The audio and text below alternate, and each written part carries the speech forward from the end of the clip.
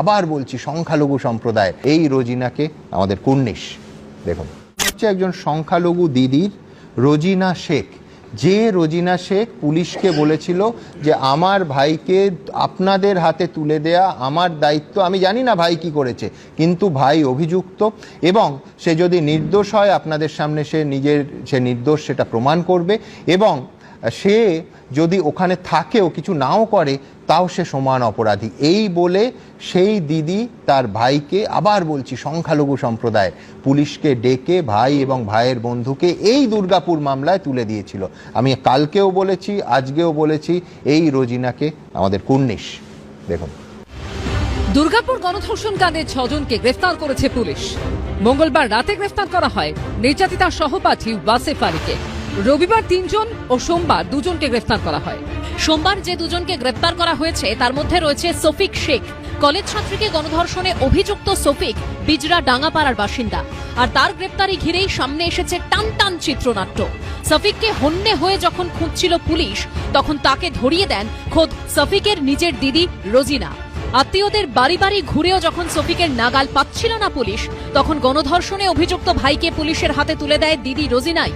একজন মেয়ে হয়ে আরেকটি মেয়ের কষ্ট তাকে নাড়িয়ে দেয়। তখনই তিনি ঠিক করেন ভাইকে পুলিশের হাতে তুলে দেওয়ার ব্যবস্থা করবেন। সূত্রের খবর, ভাই গণধর্ষণে অভিযুক্ত জানার পরই সফিকের শ্বশুর বাড়িতে ফোন করেন তার দিদি।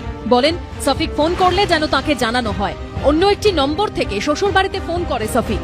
সঙ্গে সঙ্গে সফিকের দিদিকে সেই ফোন নম্বর দেয় তার শ্বশুর বাড়ির লোকজন।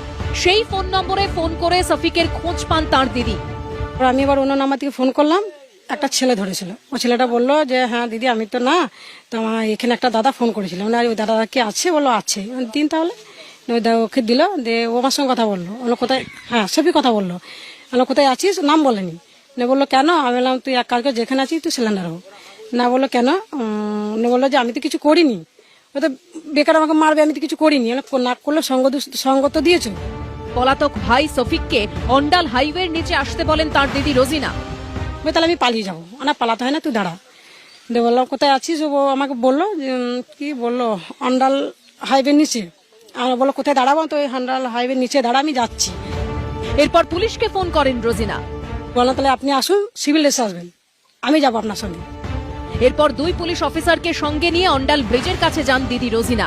অন্ডাল হাইওয়ের নিচে দাঁড়িয়েছিল সফিক, তাকে গাড়িতে ডেকে নেন দিদি। এরপর গাড়িতেই পুলিশের কাছে হ্যান্ডওভার করে দেন। আপাতত পুলিশি হেফাজতে রয়েছে অভিযুক্ত সফিক শেখ।